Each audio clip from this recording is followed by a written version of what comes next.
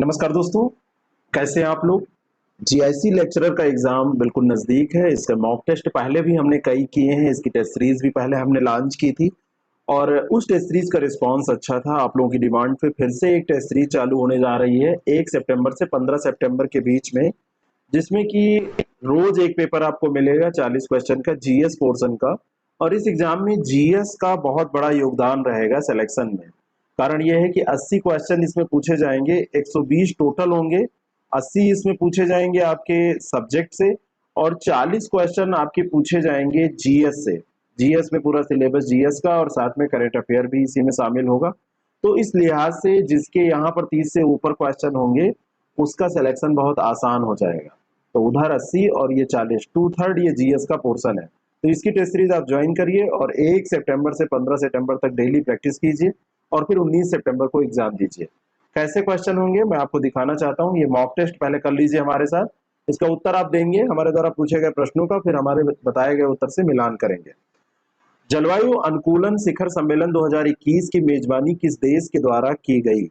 2021 में जो ये सम्मेलन हुआ है 25 जनवरी 2021 को हुआ है और इसकी मेजबानी नीदरलैंड सरकार के द्वारा की गई है। और ये जो है CAS ऑनलाइन के नाम से ये शिखर सम्मेलन जाना गया। Climate adaptation summit, CAS climate adaptation summit के नाम से इसको जाना गया। 2021 का है, नीदरलैंड ने इसकी मेजबानी की है। किस मुगल शासक को कलंदर कहा जाता था। बहुत बढ़िया प्रश्न है इतिहास का। तो कलंदर के नाम से बाबर को जाना जाता था। सी ऑप्शन इसका बिल्कुल करेक्ट है। पानीपत का जब युद्ध हुआ तो उसके विजय के उपलक्ष्य में बाबर ने काबुल के प्रत्येक निवासी को एक एक चांदी का सिक्का दान में दिया था। किसका? सिल्वर का, चांदी का सिक्का दान में दिया था। और इसी कारण से उसकी उदारता को देखते हुए कलंदर उसे कहा जाने लगा। ठीक है। मीथेन गैस के बारे में कौन सा कथन असत्य है। मीथेन एक कार्बनिक गैस है। दूसरा है कि इसे हास गैस के नाम से भी जाना जाता है। ये प्राकृतिक रूप से सब्जियों के विघटन से प्राप्त की जा सकती है और मीथेन का उपयोग कार्बनिक यौगिकों के निर्माण में किया जाता है। हास गैस के नाम से इसको नहीं जाना जाता है। ये असत्य कथन इसका हो जाएगा, क्योंकि हास गैस जो होती है वो नाइट्रस ऑक्साइड होती है। N2O को, नाइट्रस ऑक्साइड को हास गैस के रूप में जाना जाता है। मीथेन बाकी धान के खेत में जुगाली करने वाले पशुओं से ये सब निकलती है और गैसीय ईंधन के रूप में भी इसका इस्तेमाल होता है। हाइड्रोजन के औद्योगिक उत्पादन में भी इसका इस्तेमाल किया जाता है। टाइलिन एवं लाइसोजाइम नामक एंजाइम पाए जाते हैं, किसमें पाए जाते हैं। बहुत बढ़िया ये प्रश्न है। और ये एंजाइम जो है, जब आप खाना कुछ खाते हैं तो आपकी पाचन क्रिया जैसे आप मुंह में रखते हैं वहां से चालू हो जाती है और जब आप किसी चीज को देख के ललचाते हैं तो लार निकलता है। टाइलिन और लाइसोजाइम ये लार में पाए जाने वाले एंजाइम है। बहुत बढ़िया ये प्रश्न है। और यहीं से क्या होता है, ये पाचन क्रिया को शुरू कर देते हैं। ठीक है। और ये जैव उत्प्रेरक भी एंजाइम को कहा जाता है, क्योंकि इनकी उपस्थिति से ही रासायनिक क्रियाएं प्रारंभ हो जाती हैं। सामान्य तौर पर भी सरलता और आवश्यक गति से चलती रहती हैं। इसी कारण से एंजाइम जीवधारियों में जैव उत्प्रेरक के रूप में पाए माने जाते हैं कि ये जैव उत्प्रेरक है। निम्नलिखित में से कौन सा उत्तर प्रदेश का केंद्रीय विश्वविद्यालय नहीं है। उत्तर प्रदेश में केंद्रीय विश्वविद्यालयों की संख्या कितनी है। इलाहाबाद विश्वविद्यालय है ना, 1987 में ही स्थापित हो गया था, ये आपको पता है, ये इलाहाबाद में है। एक ये केंद्रीय विश्वविद्यालय है। काशी हिंदू विश्वविद्यालय 1916 में स्थापित हुआ, ये एक केंद्रीय विश्वविद्यालय है। अलीगढ़ मुस्लिम विश्वविद्यालय ये भी केंद्रीय विश्वविद्यालय है। ठीक है। यहाँ पर जो दिया हुआ है कि उत्तर प्रदेश का केंद्रीय विश्वविद्यालय कौन सा नहीं है, तो एक इसमें यहाँ पर देखिए दिया हुआ है ऑप्शन, उत्तर प्रदेश राजर्षि टंडन। ये तो बड़ा आसान कर दिया, 1999 में ये स्थापित किया गया। तो ये राज्य का मुक्त विश्वविद्यालय है और इसका एस्टेब्लिशमेंट कब हुआ ये भी आपको ध्यान रखना है। और राजीव गांधी राष्ट्रीय विमानन विश्वविद्यालय जो है रायबरेली में 2013 में स्थापित हुआ, ये भी एक सेंट्रल यूनिवर्सिटी है, तो इसको भी आप ध्यान में रखेंगे। इसके अलावा आप इलाहाबाद, अलीगढ़, बनारस यानी काशी हिंदी विश्वविद्यालय को ध्यान में रखेंगे। जलवायु परिवर्तन पर अंतर सरकारी पैनल का मुख्यालय कहाँ पर अवस्थित है। बहुत बढ़िया ये प्रश्न है और ये स्थित है कहाँ पर, जेनेवा में। और जेनेवा में इसकी स्थापना जो हुई थी वो 1988 में की गई थी। कब की गई थी? 1988 में, है ना। तो विश्व मौसम संगठन के द्वारा इसकी स्थापना हुई थी और जो इसका मुख्यालय जेनेवा, तो बिल्कुल आपको भूलना नहीं है। और जरा बताना आप जेनेवा है कहाँ, किस कंट्री में पड़ता है जेनेवा, ये इस टेस्ट का प्रश्न है। इसको आप कमेंट करके बताएंगे, जो प्रश्न का उत्तर देंगे मैं मानूंगा वो लोग पढ़ाई करने वाले लोग हैं। और आपको किसी भी तरीके की कोई जानकारी चाहिए, आप कुछ जान ज्वाइन करना चाहते हैं ये टेस्ट सीरीज, तो 6307281212 पर आप कॉल भी कर सकते हैं, और ज्यादा कोशिश करिए व्हाट्सएप लेके करके जानकारी ले लीजिए। और हमारे बहुत सारे टेस्ट सीरीज प्रोग्राम है आरओ और यूपीपीसीएस के लिए, उसका भी आप लाभ उठाइए। निम्न राज्यों के निर्माण का आरोही क्रम बताना है। आरोही का मतलब बढ़ता हुआ क्रम, सबसे बाद से फिर पहले पे आपको जाना है। तो सबसे आरोही क्रम मतलब सबसे पहले जिसका निर्माण हुआ तो सन बढ़ेगा यहाँ पर, ऐसे ध्यान रखिए। तो सबसे पहले नागालैंड के अगर हम देखें तो नागालैंड का जो गठन हुआ था 1963 में हुआ था। तो नागालैंड को 1963 आप कर दीजिए। उसके बाद में आगे हम बढ़ेंगे तो दिया हुआ है एक इसमें मेघालय। मेघालय को आप देखेंगे तो 1972 में ये हुआ था, 1972। सिक्किम की बात करें तो सिक्किम 1975 में हुआ था, और अरुणाचल प्रदेश 1986 में हुआ था। 87 86 में इसका ऑर्डर 87 में हुआ था। तो इस तरीके से यही क्रम सही हो जाएगा, सबसे पहले नागालैंड, मेघालय, सिक्किम, अरुणाचल प्रदेश। तो ये भी आपसे पूछा जाता है। ऐसे आपसे अगर पूछ लिया जाए छत्तीसगढ़, तो छत्तीसगढ़ 1 नवंबर 2000 को हुआ था। ऐसे अगर आपसे पूछ लिया जाए कि उत्तराखंड का निर्माण कब हुआ था, उत्तराखंड का गठन कब हुआ था, तो ये भी आपको ध्यान रखना है कि ये 2000 में ही हुआ है। और अगर आपसे झारखंड पूछ लिया जाए तो ये भी 2000 में हुआ है। इनमें भी क्रम कभी कभी पूछा जाता है कि कौन सा पहले हुआ, कौन सा उसके बाद में हुआ, है ना। तो ये भी इंपॉर्टेंट है ना। तो सबसे पहले छत्तीसगढ़, फिर उत्तराखंड, और लास्ट में झारखंड। ठीक है। अगला जो प्रश्न है, निम्न महासागरीय धाराओं में से कौन सी प्रशांत महासागर से संबंधित नहीं है। यानी कि जो चार दी हैं, चार में से तीन प्रशांत महासागर से हैं, एक जो है वो प्रशांत महासागर से नहीं है, और वो कौन सी है। तो इसमें आप ध्यान से देखिए तो आपको याद आ जाएगी, मैप अगर आपने देखा होगा। एक धारा है कनारी, और कनारी धारा एक ठंडी धारा होती है, ये भी पूछा जाता है, कोल्ड करंट होती है, और ये अटलांटिक ओशन में बहती है। और अटलांटिक ओशन में भी देखेंगे तो नॉर्थ अटलांटिक ओशन में ये आपको बहती हुई मिलेगी। बाकी क्यूरोसियो गर्म जलधारा है ना, जापान के पास आपको मिल जाएगी। कैलिफोर्निया ठंडी जलधारा है, यूएसए के पश्चिमी तट पर आपको मिल जाएगी। हम्बोल्ट जो है ये ठंडी जलधारा है, दक्षिणी प्रशांत महासागर में प्रवाहित होने वाली धारा हो जाएगी। कनारी यहाँ पर प्रशांत महासागर में नहीं है, अटलांटिक में है। अलमट्टी बांध किस नदी पर स्थित है, बहुत बढ़िया प्रश्न है। जितने बांध है उनकी लिस्ट जरूर देख लीजिएगा। ये सब आप कोई भी जीके की बुक उठाइए, जैसे लूसेंट है, लूसेंट को उठाइए और ये बांध वगैरह की लिस्ट देखते रहा करिए, जिससे कि आपके ये सब प्रश्न ना गलत हो, क्योंकि ये सबके सही होते हैं। और इन प्रश्नों को जो गलत करके आता है वो कंपटीशन से बाहर हो जाता है, फाइट से बाहर हो जाता है। तो अलमट्टी बांध किस नदी पर है, तो ये कृष्णा नदी पर पड़ता है। ठीक है, अलमट्टी बांध कृष्णा नदी पर। अब यहाँ पर जैसे दिया हुआ है एक, जैसे कृष्णा नदी पर एक तो अलमट्टी बांध है, दूसरा एक कावेरी नदी यहाँ दिया है। तो अगर आपसे मेटूर बांध पूछ लेता तो मेटूर कावेरी पे पड़ता है। अगर आपसे पूछ लेता जैसे महानदी पे कौन सा बांध है, तो महानदी पे आपको पता है कौन सा बांध है, जरा इसको आप बताएंगे महानदी पे कौन सा बांध पड़ता है। और ये काफी फेमस बांध है। ऐसे आपसे कभी चंबल नदी पर गांधी सागर बांध भी पूछ लेता है, आपसे ऐसे नर्मदा नदी पर सरदार सरोवर बांध पूछ लेता है। ठीक है, तो इस तरीके से ये लिस्ट आपकी इंपॉर्टेंट है, जो आप बार बार रिवाइज करेंगे तो तैयार होती रहेगी। और हमारी टेस्ट सीरीज जब आप ज्वाइन करेंगे तो उसमें व्याख्या में ये सारी चीजें दी होती है, जितनी चीजें मैं आपको बता रहा हूँ। तो आपके एक क्वेश्चन के साथ जैसे 40 क्वेश्चन आप करेंगे तो आपके 150-200 क्वेश्चन तैयार हो जाएंगे। भारत के उत्तरी मैदानों में शीत ऋतु में वर्षा किसके कारण होती है। उत्तर मैदान में शीत ऋतु में जो वर्षा होती है ना, तो किसके कारण होती है, तो ये होती है पश्चिमी विक्षोभों के कारण, है ना, वेस्टर्न डिस्टर्बेंस के कारण ये वर्षा होती है उत्तरी मैदानों में। और ये किस महीने में वर्षा होती है, शीत ऋतु में होती है। शीत ऋतु कब होती है उत्तर भारत में, फरवरी वगैरह में आप देखते हैं वर्षा होती है, उस समय वाली ये वर्षा जो वैलेंटाइन डे के आसपास होती है उसके पहले ही हो जाती है, फरवरी के पहले सप्ताह में आपको ये मिल जाएगी। और भूमध्य सागर और अटलांटिक महासागर से ये उत्पत्ति होती है इनकी, जो पश्चिमी विक्षोभ है, और वहां से आर्द्रता ग्रहण करके आते हैं, यहाँ पर वर्षा करते हैं। अगला जो प्रश्न है, निम्न में से कौन सा शहर गंगा नदी के किनारे स्थित नहीं है। तीन शहर इसमें से गंगा नदी के किनारे हैं, चार में से एक शहर है जो कि गंगा नदी के किनारे नहीं है। फतेहपुर आप चेक करिए, फतेहपुर गंगा नदी के किनारे स्थित है। भागलपुर है, उत्तर काशी भी है, ऐसा नहीं, कानपुर तो है ही है, तो उत्तर काशी कैसे हो जाएगा। उत्तर काशी गंगा नदी के किनारे नहीं। उत्तर काशी जो पड़ता है ये आप भागीरथी, है ना, भागीरथी गंगा नदी की प्रधान शाखा है। उत्तराखंड के उत्तरकाशी जिले में गोमुख नामक स्थान से निकलती है। और भागीरथी और अलकनंदा का जब संगम होता है तो ये गंगा का निर्माण होता है। उत्तरकाशी जो है ये भागीरथी से संबंधित है, उसके तट पर स्थित है, ना कि ये गंगा नदी के। अब ऐसे आप कहेंगे बाद में तो ये गंगा कहलाती है, तो बाद में कहलाने से नहीं होता है, ठीक है ना। तो भागीरथी, ये ध्यान रखिए। ग्रीन कोल्ड किस की किस्म है? ग्रीन कोल्ड, ग्रीन कोल्ड जो है ये केंद्रीय बजट 2018 की बात है।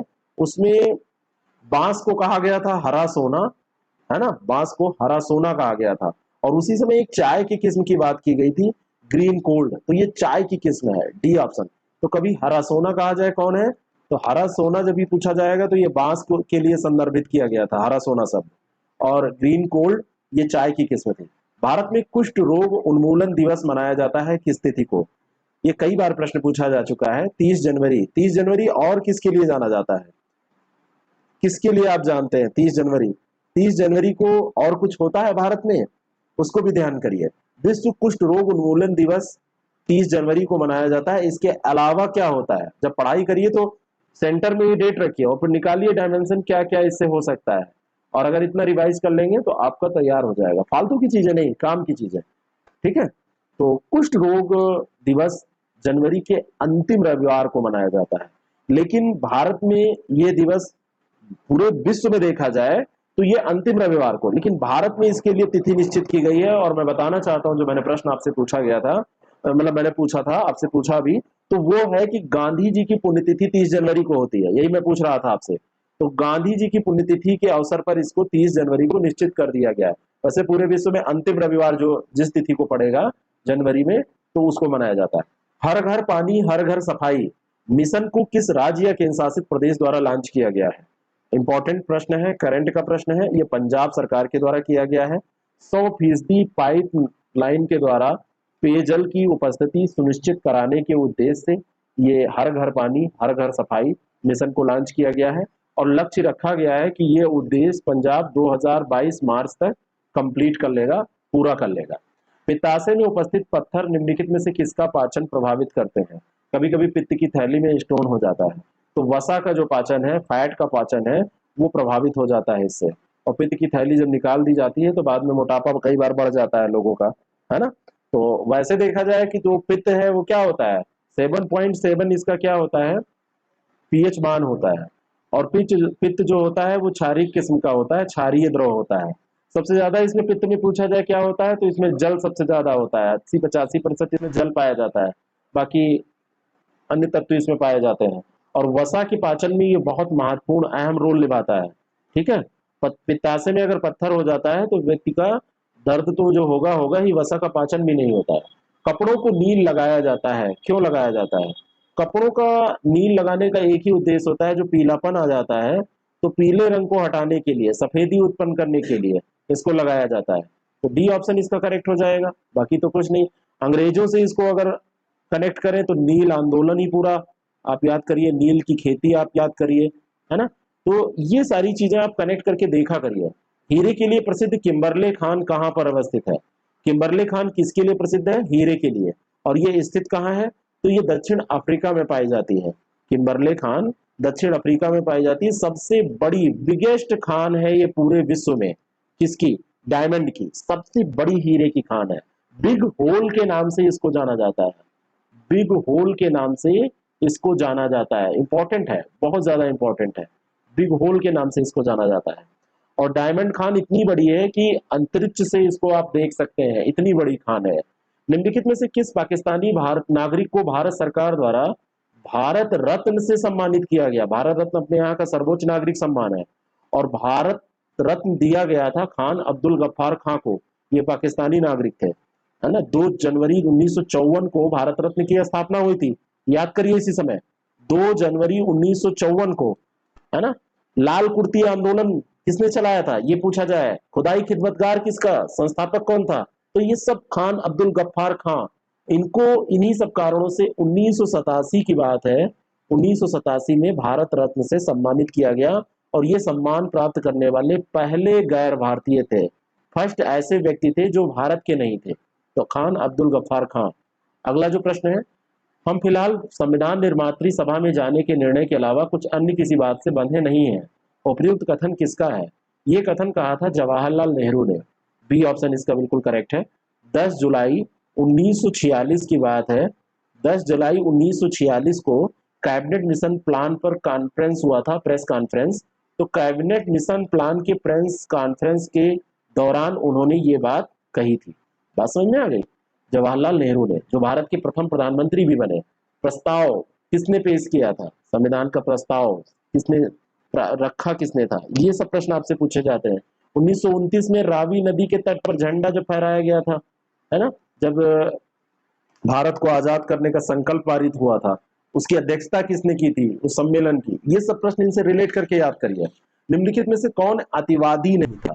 कौन अतिवादी नहीं था? लाला लाजपत राय, बिपिन चंद्र पाल, बाल गंगाधर तिलक। तो लाल, बाल, पाल, ये तीनों लोगों को तो आप जानते ही हैं।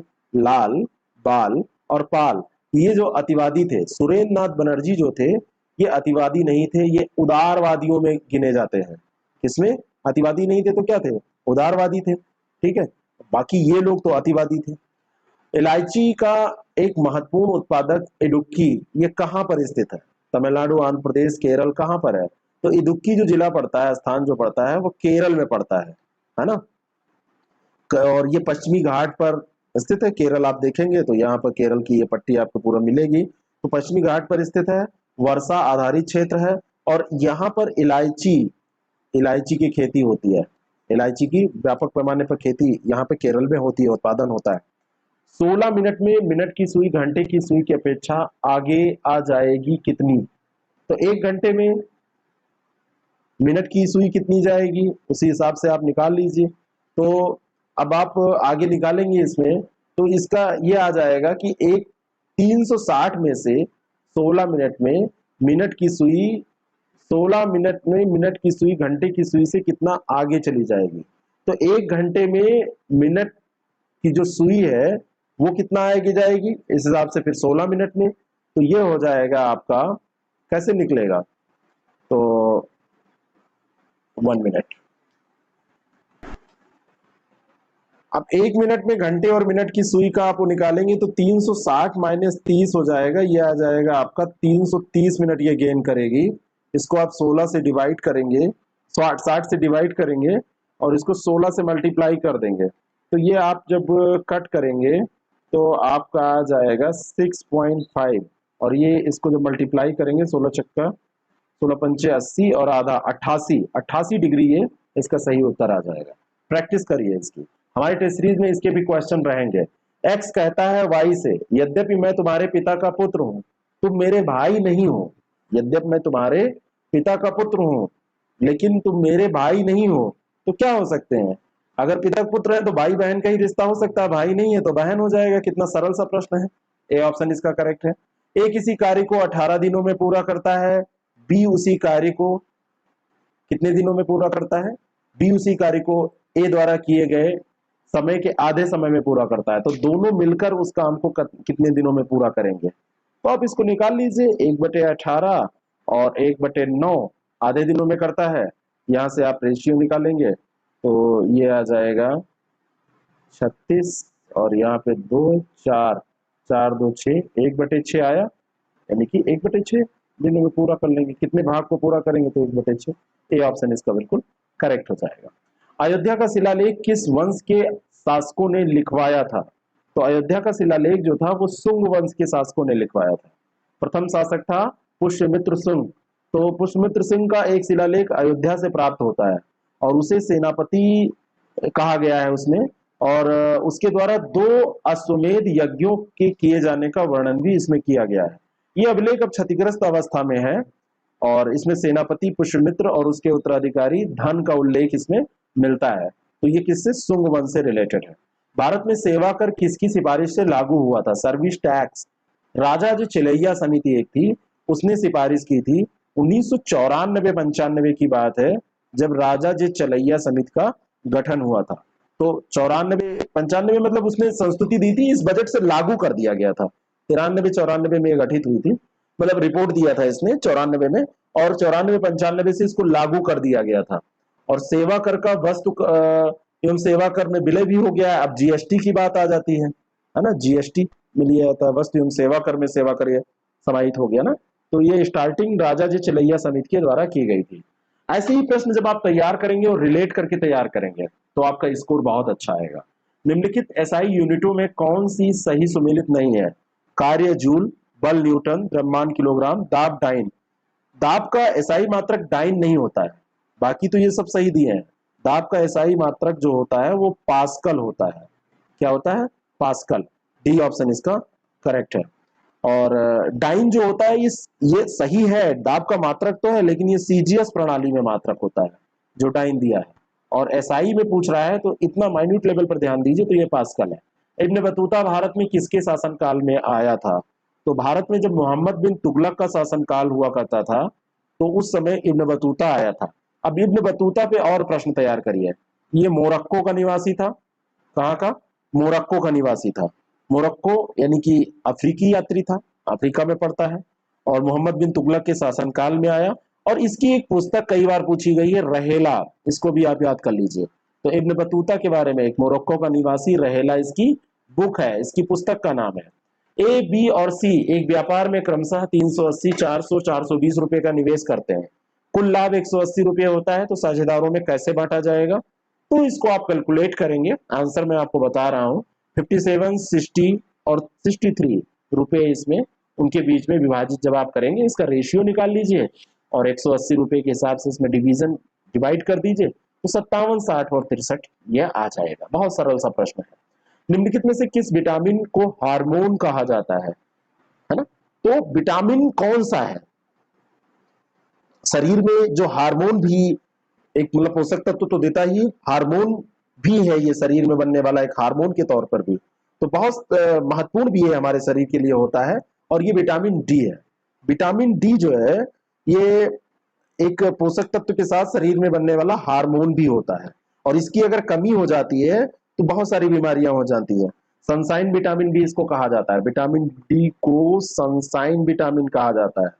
सूर्य की रोशनी में जो दूर रहेगा, बैठेगा नहीं, तो उसको समस्या हो जाएगी। सूर्य के प्रकाश की प्रतिक्रिया से शरीर द्वारा उत्पन्न होता है ये, और ये घुलनशील विटामिन के समूह में आता है।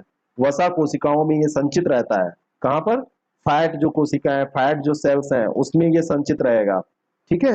और लगातार कैल्शियम के मेटाबॉलिज्म के कारण हड्डियों के निर्माण में भी ये बहुत उपयोगी होता है। तो बोन के निर्माण में भी ये उपयोगी होता है, विटामिन डी जो होता है। ठीक है। अगला जो प्रश्न है, सूची फर्स्ट सेकंड को सुमेलित करना है, और इधर आपका दिया हुआ है पहाड़ियां और इधर दिया हुआ है राज्य, तो इसको आपको मिलाना है। मैं देख रहा था कि ये सेट हो जाता, कोई बात नहीं। ये 1B, A, B, C, D ये है, और 1, 2, 3, 4 ऐसे सामान्य सा ये प्रश्न है। सूची फर्स्ट सेकंड को सुमेलित करिए। तो यहाँ पर देखिए, ये जो गारो है ये मेघालय हो जाएगा, तो ये ए का 1 मिरी तमिलनाडु हो जाएगा। नहीं, मिरी तो तमिलनाडु नहीं होगा, मिरी अरुणाचल प्रदेश होगा, मिरी अरुणाचल प्रदेश। तो मिरी को आप अरुणाचल प्रदेश से कर दीजिए। बी का 3, तो ऐसे लिख लीजिए, ए का 1, बी का 3 और सी आया। सी का जो डालमा दिया हुआ है ये झारखंड हो जाएगा, तो नहीं, डालमा डी पे दिया है। कुल्लई मलाई, कुल्लई मलाई तमिलनाडु हो जाएगा, सी का 2 और डी का 4। तो A1 B3 सी का 2 डी का 4, A1 B3 सी का 2 और डी का 4, ए ऑप्शन इसका बिल्कुल करेक्ट हो जाएगा। अब ये देखिए, आपसे पूछ लिया गया पहाड़ियां और राज्य। अब आप एटलस उठाइए, मैप खोलिए, और मैप में जितने भी हैं इनको सब तैयार कीजिए। जैसे आप सतपुड़ा भी तैयार कर लीजिए, आप गारो खासी जयंतिया के बारे में भी पढ़ लीजिए, आप इधर अन्नामलाई पढ़ लीजिए, उधर आप हिमालय के बारे में देख लीजिए, चोटियां देख लीजिए। पढ़ाई ऐसे की जाती है। निम्नलिखित कथनों पर विचार करें। बिरहा पूर्वांचल का प्रसिद्ध लोक गायन है। क्या ये सही है? उत्तर प्रदेश में जो लोकगीत है उसमें से बिरहा भी है। बिरहा पूर्वांचल में गाया जाता है, और बिरहा में अधिकांशतः हास्य रस के गीत गाए जाते हैं। ये यहाँ पर गलत है। ये हास्य रस नहीं, ये वीर रस प्रदान होता है। इसमें क्या होता है? वीर रस होता है, वीर रस के गीत गाए जाते हैं। और इसमें एक चीज और ध्यान रखिएगा, बिरहा जब गाया जाता है तो करताल बजाया जाता है, करताल का उपयोग किया जाता है। घटना कोई होती है उसका वृतांत बताया जाता है, उसकी वीरता का बखान किया जाता है। ए ऑप्शन करेक्ट है। अगला जो प्रश्न है, जनगणना भारतीय संविधान में किस सूची का विषय है? तो जनगणना जो है वो किसका है, वो संघ सूची का विषय है, संघ सूची का विषय है। केंद्र सरकार ही तो जनगणना कराती है हर 10 साल पे। अब 2021 की जनगणना होनी थी, कोरोना के कारण ये लेट हो रही है। ऐसे अगर आपसे पूछ लिया जाए स्वास्थ्य और ये स्वच्छता किसका विषय है, तो ये राज्य सूची का विषय है, लेकिन जनगणना जो है वो संघ सूची का विषय है। ए ऑप्शन इसका बिल्कुल करेक्ट है। पुलिस किस सूची का विषय है, राज्य सूची का विषय है। निम्नलिखित में से कौन सा परिसीमन आयोग का कार्य है, तो परिसीमन आयोग के कार्य आप देखिए, निर्वाचन क्षेत्रों की जनसंख्या को समान करने के लिए निर्वाचन क्षेत्रों की संख्या और सीमा निर्धारित करना। आयोग के सदस्यों के विचारों में मतभेद है तो निर्णय बहुमत आधार पर यहाँ पर होता है, ठीक है। और आयोग के निर्णय जो होते हैं किसी भी न्यायालय में वाद योग नहीं होते। तो परिसीमन आयोग के संबंधित ये सारी विशेषताएं सही है। कार्य क्या ये विशेषताएं हैं, डी ऑप्शन इसका बिल्कुल सही हो जाएगा, ठीक है। स्टारलिंक क्या है, स्टारलिंक किसे कहते हैं, तो स्टारलिंक उपग्रह इंटरनेट समूह है। स्टारलिंक ये टेस्ला और स्पेस एक्स के कार्यकारी निदेशक का नाम आपने सुना होगा, एक है एलोन मस्क। इंसान हो तो ऐसा, एक जिद्दी इंसान जिसने दुनिया बदल दी। तो उन्होंने 12 देशों में स्टारलिंक के 70,000 से अधिक यूजर्स होने का दावा किया और कहा कि हम इसको वैश्विक इंटरनेट कवरेज, अब मतलब आसमान में अपने उपग्रह छोड़ के उससे इंटरनेट सुविधा उपलब्ध कराएंगे, ये बात इन्होंने कही। तो स्टारलिंक उपग्रह इंटरनेट समूह है। साइबर सुरक्षा सूचकांक 2021 में भारत का स्थान क्या है, भारत का क्या स्थान है, तो भारत का जो टोटल देश थे, टोटल देश में से 10वां स्थान है। चीन का 33वां है, पाकिस्तान का 79वां है। चीन का आप देखेंगे तो 33वां स्थान है, चीन 33वां है, ये चीन का स्थान दिया हुआ है। भारत का ये 10वां स्थान है, ये भारत का है, ठीक है, साइबर सुरक्षा सूचकांक में। और साइबर सुरक्षा क्षमताओं की रैंक अगर वैसे देखी जाए तो सबसे सही स्थान इसमें संयुक्त राष्ट्र अमेरिका का आया था, है ना। संयुक्त राज्य अमेरिका का इसमें ठीक ठाक स्थान था। और संयुक्त राष्ट्र के ITU global cyber security agenda में अपनी रैंकिंग में 47 से 10 तक भारत ने ये रैंकिंग सुधारी है, तो ये बड़ी बात है। और अमेरिका अगर पहले स्थान पर है तो आप ये भी जान सकते हैं कि भारत 10वां स्थान लाया है, ये भी एक कम गर्व की बात नहीं है। अगला प्रश्न है, किस देश ने ब्रिक्स शिक्षा मंत्रियों 2021 की मेजबानी की, तो ये मेजबानी भारत ने ही की है। शिक्षा मंत्रियों की जो बैठक हुई 2021 में ब्रिक्स की, जो ब्रिक्स कंट्रीज हैं वो कौन कौन से हैं, ब्राजील है, रसिया है, इंडिया है, चाइना है, साउथ अफ्रीका है। अब इनकी अलग अलग बैठकें होती रहती हैं, तो शिक्षा मंत्रियों की जो बैठक हुई थी उसकी मेजबानी भारत ने की थी। और ये 13वां ब्रिक्स शिखर सम्मेलन था, उसी के हिस्से के रूप में ये किया गया था, वर्चुअल मोड में हुआ। और 8वीं ये ब्रिक्स शिक्षा मंत्रियों की बैठक थी, वैसे 13 लेकिन ये 8वीं थी, तो बी ऑप्शन इसका करेक्ट हो जाएगा। विश्व जनसंख्या दिवस 2021 की थीम क्या है, विश्व जनसंख्या दिवस किस तिथि को मनाया जाता है, ये मनाया जाता है 11 जुलाई को, ये तो आपको पता ही होगा।